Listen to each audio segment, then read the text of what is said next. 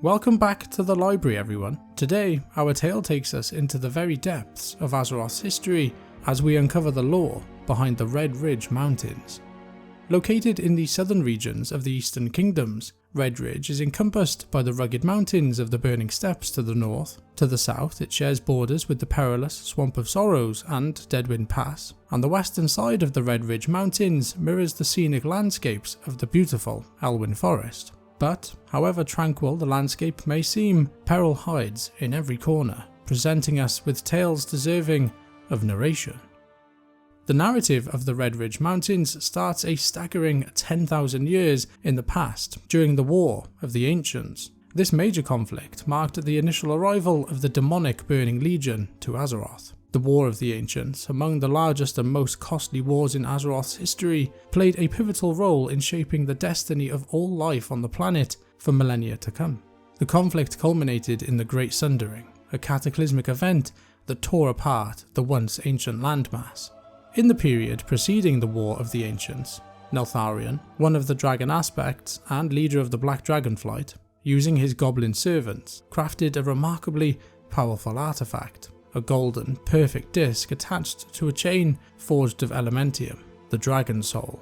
Infused with the power of his old god masters, as well as the essence of dragons and demons, the artifact was intended to grant Neltharion control over the other dragonflights, envisioning himself as a god to be worshipped by mortal races. In the climatic battle against the Burning Legion, Neltharion, the corrupted leader of the Black Dragonflight, harnessed the dragons of all the other flights in a magical matrix, amplifying the device's power significantly. However, in a shocking twist, Neltharion revealed his madness, wielding the Dragon Soul to unleash devastation on the Burning Legion, the vulnerable Night Elves, and the other dragonflights. His actions resulted in the death of thousands, as he demanded that all of Azeroth, including the other dragonflights and the Great Aspects, submit to his dominion.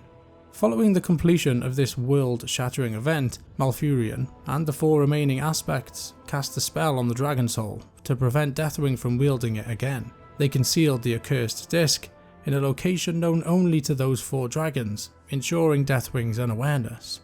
This hidden place happened to be the Redridge Mountains. A red dragon named Orcish was entrusted with the duty of safeguarding the Dragon Soul in its hidden resting place, where it remained for millennia, an artifact of immense power capable of dominating the world, concealed beneath the tranquil Redridge Mountains.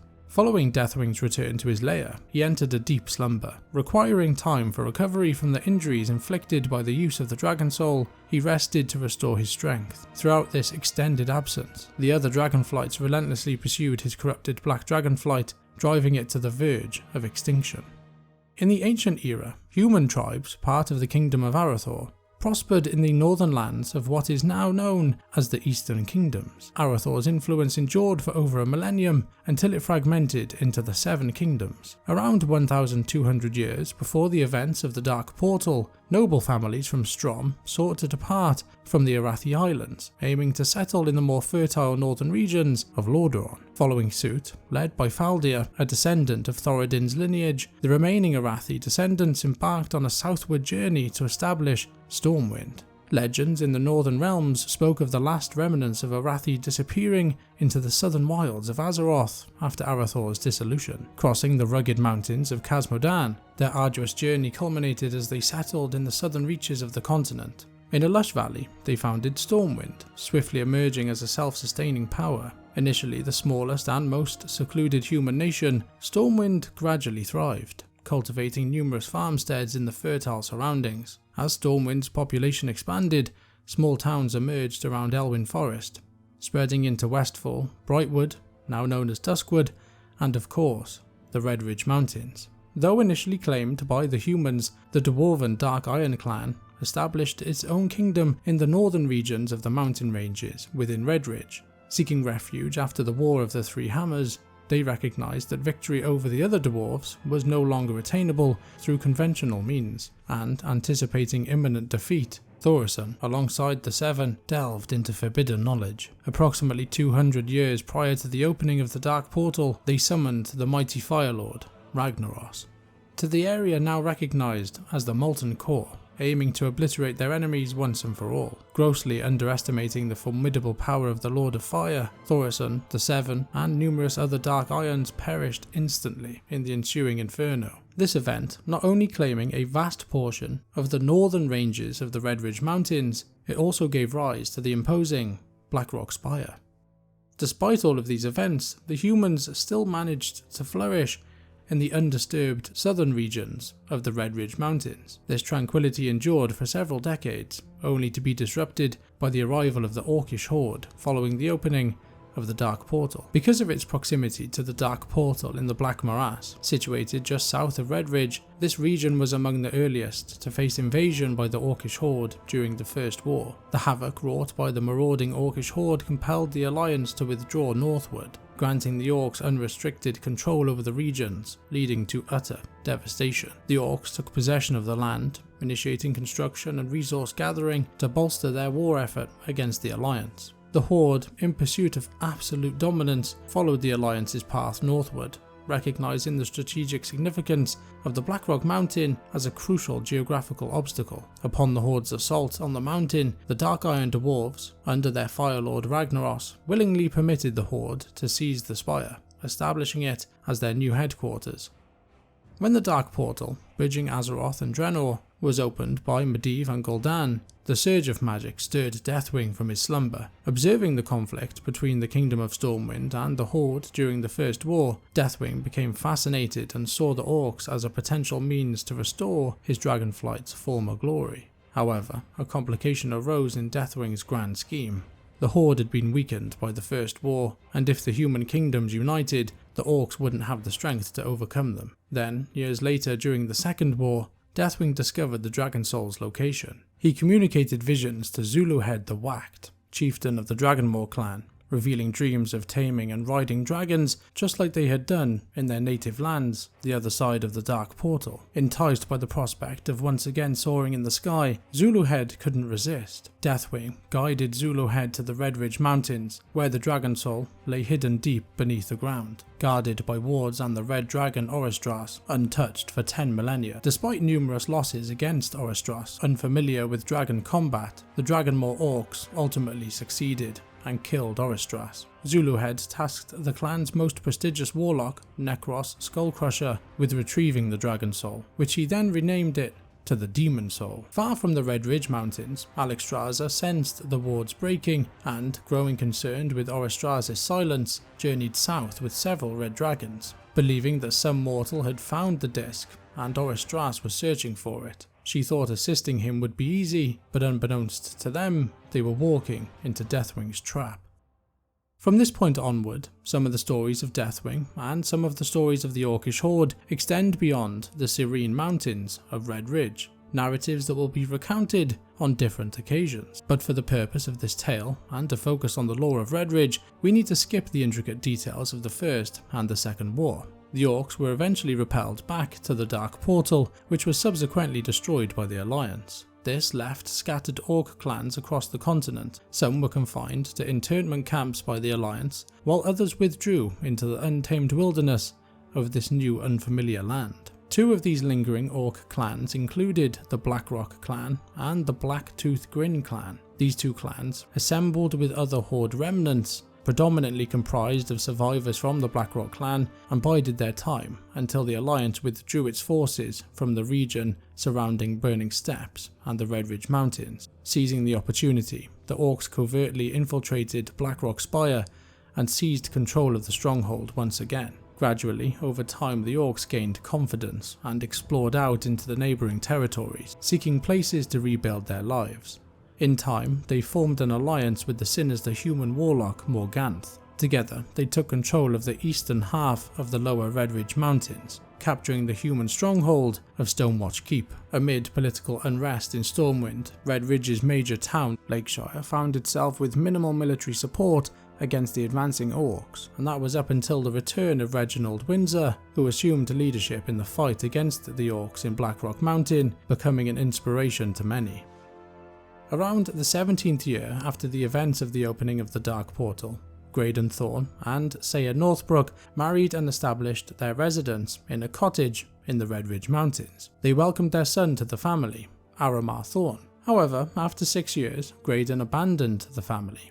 2 years later, Magistrate Solomon declared Graydon dead, enabling Seige to marry Rob Glade, one of Lakeshire's finest blacksmiths. Rob moved from his forge to Seige's cottage, where he constructed a new forge alongside where they were living. Their residence became known as the Glade Cottage, and they eventually had 2 more children. Aram spent his childhood here, learning the blacksmith craft from his stepfather. Along with his dog Suit and his friends Stitch and Willie, they would often play amongst the beautiful landscape that the Redridge Mountains offered.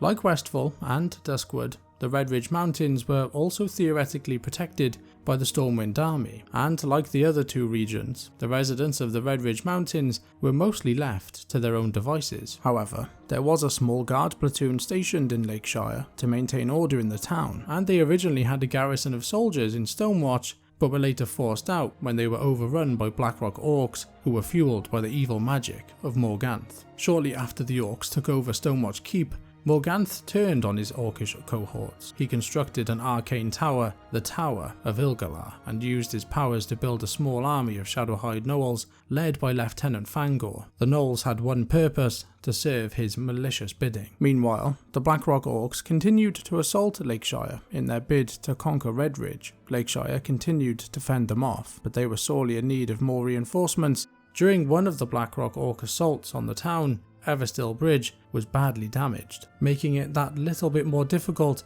to get supplies from the Kingdom of Stormwind. Foreman Oslo led a crew of bridge workers in repairing the bridge, but their work was slowed due to losing various supplies to the orc invasions. The Dwarves of Ironforge sent a group to Lakeshire's aid against the Blackrock orcs, consisting of Princess Moira Bronzebeard and her retinue, but during their journey down, they were ambushed and captured in the Burning Steppes. Sometime later, Helindis Riverhorn gave Magistrate Solomon evidence that the Blackrock orcs were allying themselves with the Black Dragonfly. Solomon relayed this information to High Lord Bolvar Fordragon and pleaded with him to mobilise the Stormwind army to contend with this grave threat to the kingdom. Bolvar, however, was debilitated from sending Stormwind's thinly spread troops to aid Lakeshire without more proof. Bolvar sent alliance adventurers to Lady Katrana Prestor, who knew much about dragons and the Dragonkin. However, Lady Prestor thought very little of Magistrate Solomon's claims and advised against providing military aid. Though Bolvar respected Lady Prestor's stance, he could not let Solomon's plight go unheeded and thought of a compromise to appease all parties, so Bolvar deputized the adventurers and empowered them to solve Solomon's problems, and it was very much needed. Lakeshire was under constant attack from the Blackrock orcs and the Shadowhide gnolls. Throughout all of it, the town still lacked proper defense. Solomon and Marshal Maris had to enlist the aid of these adventurers to deal with the hostile orc and gnoll incursions, and dealt with them by dispatching their prominent leaders. Meanwhile, agents of Theocritus were sent to dispatch Morganth to end his evil once and for all. Aside from gnolls and orcs, Lakeshire also faced a murloc problem, and occasionally employed adventurers to cull their numbers in order to preserve Lake Everstill's fish stock. After enduring and quelling the gnoll and orc threats in the region, the residents of the Redridge Mountains faced a period of relative tranquility when compared to the citizens of other regions. There are no notable tales worth mentioning in this narrative during the period between the 25th year all the way up to the Cataclysm in the 28th year, after the events of the Dark Portal. As the adventurers battled in Outland and then set sail for Northrend during the war against the Lich King, these serene mountain ranges remained a relatively safe haven. In the aftermath of the Cataclysm and the resurgence of Deathwing the Destroyer, the Black Dragonfly regained power. Darkblaze, a black dragon, formed an alliance with the Dark Horde, orc remnants that had returned to the Blackrock Spire after the Second War, and launched an assault on Red Ridge once again. A deputy of the Stormwind army, an adventurer from the Alliance, journeyed to Red Ridge to assist the besieged Stormwind guards and revive the Bravo Company to confront this danger. While engaging in conflict with the Blackrock orcs, Render's Valley suffered destruction, but the Dark Horde was repelled back to the Burning Steppes once again, and additionally Stonewatch Keep was successfully recaptured. Alongside the victory over the keep, strengthening Redridge's defences, the Kingdom of Stormwind erected Tower Watch on the three corners and stationed a garrison of Redridge watchmen to patrol there. This part of our narrative now shifts the focus onto that of a weapon. the Diamond Blade. This sacred weapon of the light was granted to Graydon Thorne by Anaru several years prior to the Third War. As the leader of the Order of the Seven Suns, his duty was to protect the Naru, which had bestowed its grace to safeguard Azeroth from the Darkstorm, a formidable magical force capable of unmaking and destroying both the world and its inhabitants. In a tale for another time, the blades shattered, and their fragments were scattered across Azeroth. Over the next 5 years, Graydon diligently searched for the shards using a magical compass that guided him to these crystal fragments. During an attack by their rivals, the hidden Graydon's ship, the Wavestrider, was destroyed and Graydon was captured. Before his capture, he entrusted his magical compass to Aram and Makasa Flintwill, directing them to the coast of Feralus. Venturing through the forests of Feralus, the flooded Thousand Needles, and the deserts of Tanaris, facing adversaries like Malus and the hidden Aram and Makasa, forged new alliances and discovered crystal shards guided by the compass. We have more details on the tales of Aramar Thorne and his journey through Feralus in our narrative of Feralus. A safe portal can be found in the description below. As the first 3 crystals were found, they seamlessly merged, forming the hilt of the sword. The compass now pointed to its next location, the Redridge Mountains. Sometime later, the Hidden captured Aram, but knowing the importance of their task, Makasa pressed on with their quest. Acknowledging that the last direction was Lakeshire, 1 year after the return of Deathwing, she and her companions journeyed to the Redridge Mountains. Utilizing the compass's crystal and the guidance of the Voice of the Light, Makasa located the remaining crystal shards. The initial shard lay in Lakeshire, situated in the Glades' house backyard. The second one resided within a cave northeast of the village, safeguarded by a blue drake named Telagos for numerous years. The final shard was discovered in a mine shaft within the Lakeshire quarry. As she and her allies gathered these fragments, the crystals reconstructed into a complete blade. Holding the blade, Makasa rallied her friends and allies to convene at the Dark Portal, embarking on a mission to assault the hidden citadel in Hellfire Peninsula. There, Aram and Graydon were held captive, and Malus possessed the hilt of the Diamond Blade. Of course, the tales of the Diamond Blade continue, but are not relevant to the Redridge Mountains, so we will tell them another time. After the occurrences related to the Diamond Blade, and the tales of adventure spread further out from the confines of the Redridge Mountains, tranquility around the lake became a familiar sight once again. A few years later, amidst the events of Death's Rising, the Redridge Mountains faced an assault from the Scourge. In response to this undead threat, forces from the Stormwind army and the Argent Crusade were deployed to defend the region and its residents. This incursion into the Redridge Mountains signifies the concluding narrative to be recounted from within these mountains. And so, our expedition through the heart of the Redridge Mountains draws to a close, leaving us with a mosaic painted in the hues of ancient conflicts, heroic struggles, and the enduring spirit of those residents who call this region home. In the embrace of these mountains, where landscapes seemingly whisper tales of old, Azeroth's history has unfolded in its raw, unfiltered essence. From the echoes of the War of the Ancients, to the upheavals brought by the Orcish Invasions and the Cataclysm later on, Redridge has stood as a silent witness to the ever-changing tides of destiny. The return of Deathwing, the resurgence of the Black Dragonflight, the courageous adventures of Aramar Thorne and his crew, the endeavours of battling the Scourge during Death's Rising, all add layers to Redridge's rich history. The shattered and restored symbol of hope, the Diamond Blade, mirrors the indomitable spirit of its people. Let the stories of Redridge resonate in your hearts. In these mountains, where danger and beauty waltz together, a legacy echoes through the ages. Gratitude to all for sharing this exploration with us through Azeroth's past. Until our paths cross again, may your adventures be as legendary as the tales we've unveiled in the hidden corners of the Redridge Mountains.